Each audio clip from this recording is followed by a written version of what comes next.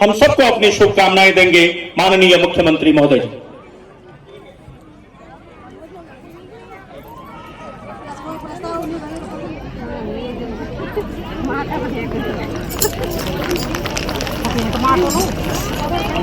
माता की, भारत माता की, वीर माधो सिंह भंडारी अमर रहें, वीर माधो सिंह भंडारी अमर रहें।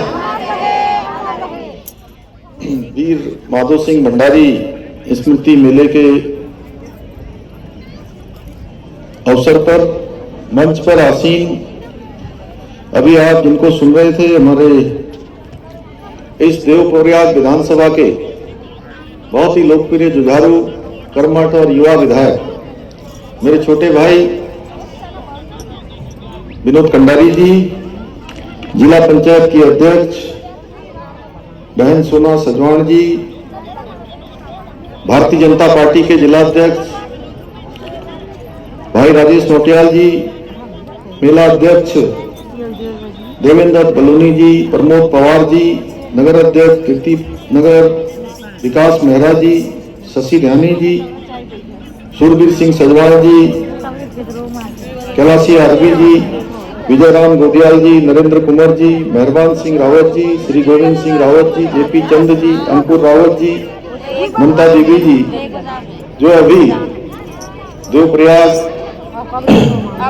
नगर पालिका की निर्विरोध अध्यक्ष निर्वाचित कर रहे हमारे सभी छात्र एवं छात्राएं,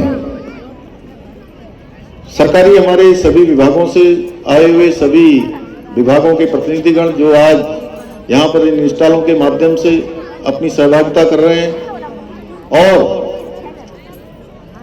स्वयं सहायता समूह की सभी हमारी बहनें।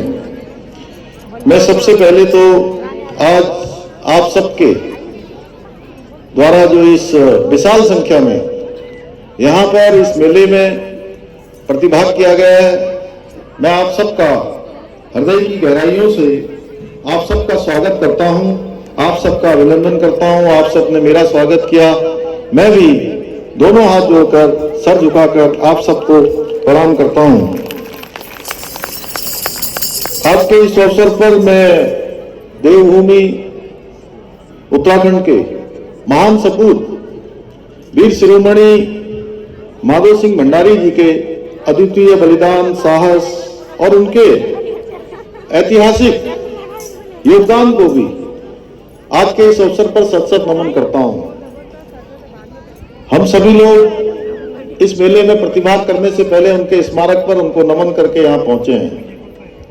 भाइयों बहनों, आज इस मेले के अवसर पर आप सबके बीच में आकर आप सबको देखकर मुझे अत्यंत हर्ष की अनुभूति हो रही है।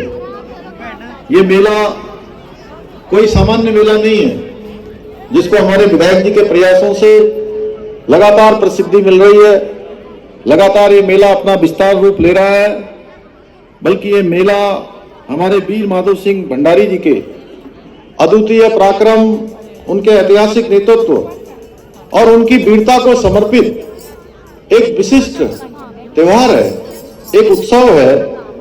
ये हमारी सांस्कृतिक धरोहर को जीवंत रखने का भी एक ऐसा प्रयास है जो हमें अपनी जड़ों से जोड़ने के साथ ही जो हमारी आने वाली पीढ़ियां हैं, हमारे बच्चे हैं, हमारे युवा हैं, नौजवान हैं, उन आने वाली पीढ़ियों को भी एक प्रेरणा देने का कार्य करेगा कि आखिर क्यों हम ऐसे वीर शिरोमणि को उनका स्मरण करते हैं, उनके नाम का मेला लगाते हैं। भाइयों बहनों, सच में वीर माधो सिंह जी ने जो सिद्ध किया कि सच्चा शौर्य, सच्चा पराक्रम केवल शक्ति में नहीं होता है, बल्कि अपने समाज के प्रति सेवा और समर्पण में भी निहित होता है कि हम समाज के लिए अपनी किस प्रकार की कुर्बानी देते हैं कि समाज आने वाले समय में हजारों वर्षों तक उनका स्मरण करे। उन्होंने जहां वीर माधव सिंह भंडारी जी ने एक सेनापति के रूप में विभिन्न युद्धों में भाग लेकर दुश्मन की सेना को परास्त करने का तो काम किया ही किया, वहीं अपने त्याग से, परिश्रम से और दृढ़ इच्छा शक्ति से मलेथा में एक ऐसी नहर बनाई जो आज भी इस क्षेत्र में पानी पहुंचा रही है। हमारे बच्चे जब यहां से इस मेले की थीम पर अपना संगीत कर रहे थे, अपना नृत्य कर रहे थे कि किस प्रकार से खुशहाली आएगी, किस प्रकार से दूध होगा, किस प्रकार से अन्न होगा, ये सारा का सारा उन्होंने जो असंभव था उसको उस समय कठिन परिस्थितियों में भी संभव करके दिखाया। इसलिए आज उनके बारे में कहा जाता है, एक सिंह रहंदो बड़, एक सिंह गाय का, एक सिंह माधो सिंह और एक सिंह काय का। सुनी है ना आप लोगों ने? सुना है? सबने नहीं सुना है?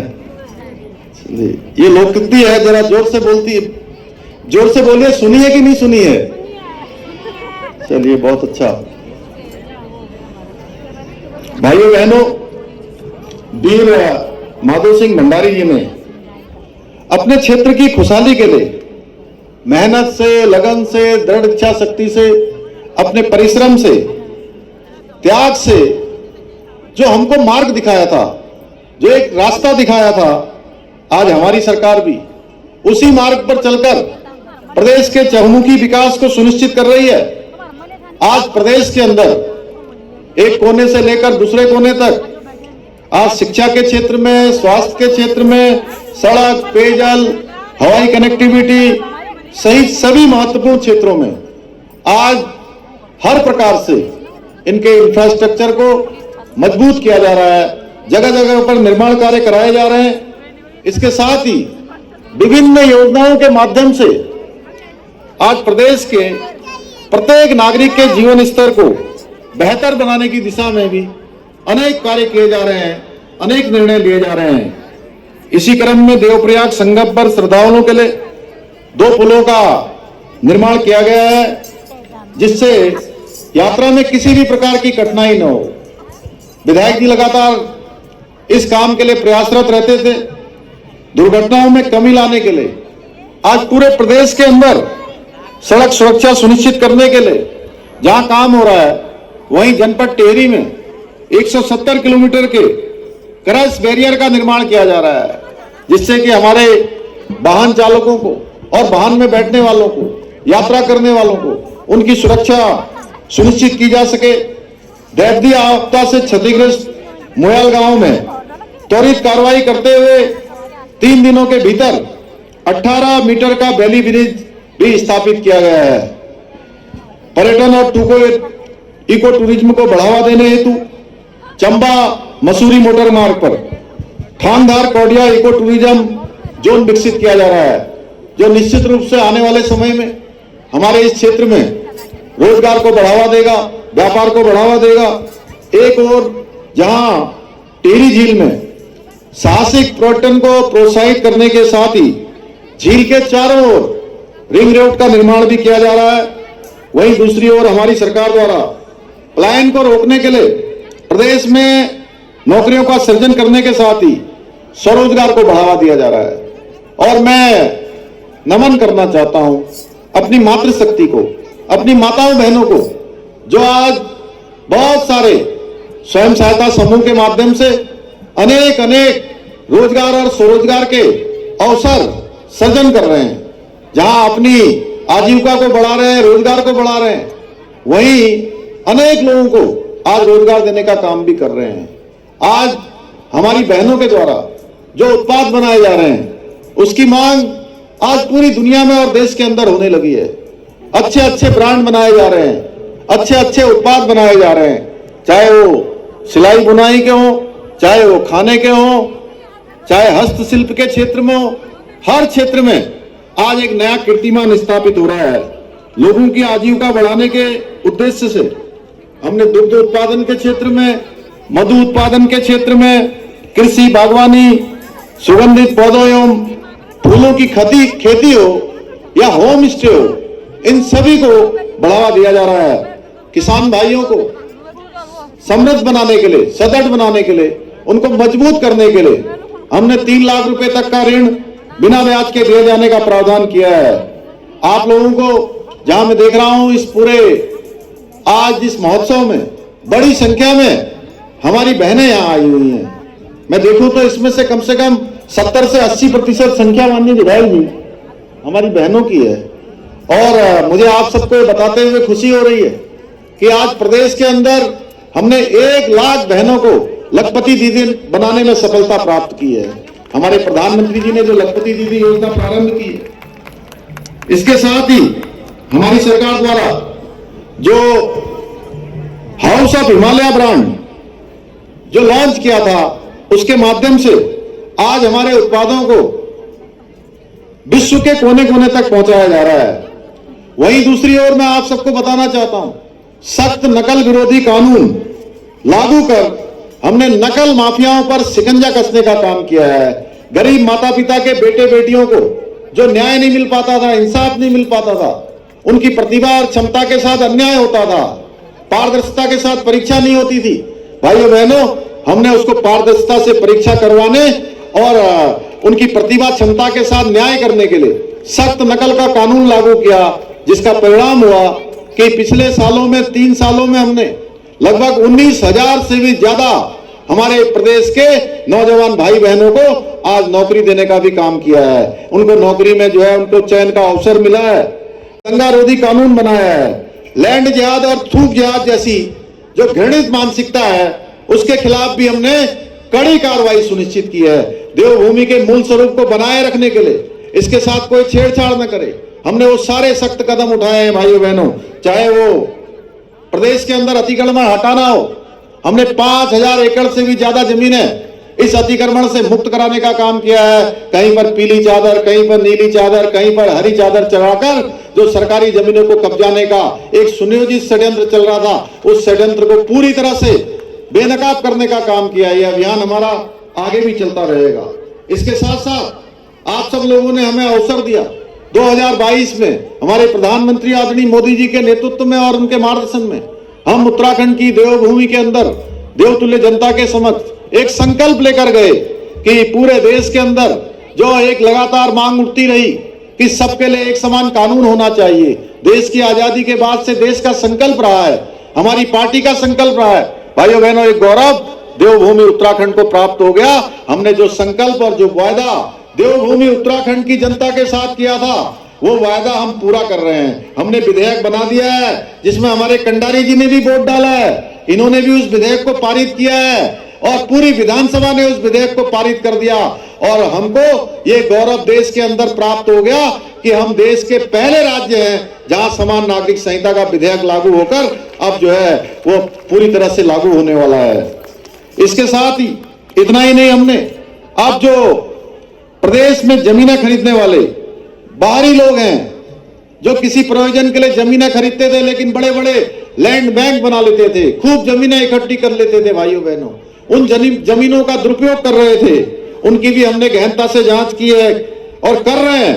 अगर कोई भी व्यक्ति अब इन नियमों का, जो हमारे नियम है, उनका उल्लंघन करता हुआ पाया जाएगा तो उसके भूखंड को सरकारी संपत्ति बनाया जा रहा है, उनको सरकार में निहित किए जाने का प्रावधान कर दिया है।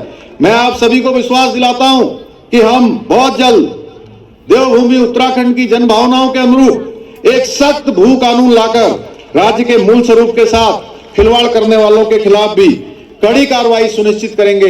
इसकी प्रक्रिया भी वर्तमान में विद्यमान है। मुझे पूरा विश्वास है कि आप लोगों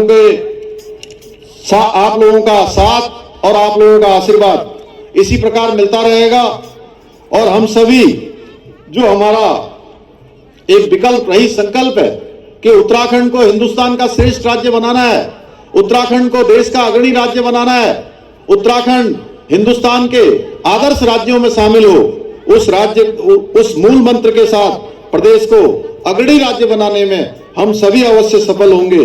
मैं आज के इस अवसर पर माननीय विधायक जी ने बहुत सारे जो है हमको यहाँ पर पत्र दिए हैं। मैं एक तो वीर माधव सिंह भंडारी जी के इस जो स्थान है, इन्होंने कहा है मलेथा चौराहे का नाम वीर शिरोमणि माधव सिंह भंडारी के नाम से रखा जाएगा। मैं इसकी घोषणा करता हूं। ये जो परिसर है, इस परिसर का भी पूरी तरह से विस्तारीकरण और इसको जिस प्रकार से भी संभव होगा माननीय विधायक जी से बात करके उसको आगे बढ़ाएंगे। प्राथमिक स्वास्थ्य केंद्र सिल्का खाल के भवन का निर्माण कार्य किया जाएगा। सूर्य देवी मंदिर पलेठी बनगढ़ का सौंदर्यीकरण किया जाएगा। रहतासी सड़क का निर्माण कार्य किया जाएगा। ललूड़ी खाल, एक बात मैं जरूर कहना चाहता हूं, अभी भंडारी जी मुझे रास्ते में कह रहे थे कि जब वीर माधो सिंह भंडारी युद्ध के मैदान में विजयी होकर वापस लौटे थे तो हम इगास पर्व मनाते हैं और हमारी सरकार ने पहली बार इगास पर्व को भी राज्य के अवकाश के रूप में घोषित किया है कि हमारे बच्चे, आने वाले बच्चे जो है उनके जीवन से प्रेरणा लें और उस दिशा में काम करें, समाज के लिए काम करें। मैं अंत में आप सभी को एक बार फिर से बहुत धन्यवाद करते हुए, आयोजक मंडल को धन्यवाद करते हुए, माननीय विधायक जी का कि इन्होंने बहुत सुंदर कार्यक्रम में मुझे आप सबके बीच में आने का अवसर प्रदान किया। आयोजकों का हृदय से धन्यवाद करते हुए मैं अपनी बात को समाप्त करता हूं। बहुत बहुत धन्यवाद। जय हिंद, जय भारत, जय उत्तराखंड। भारत माता की, भारत माता की।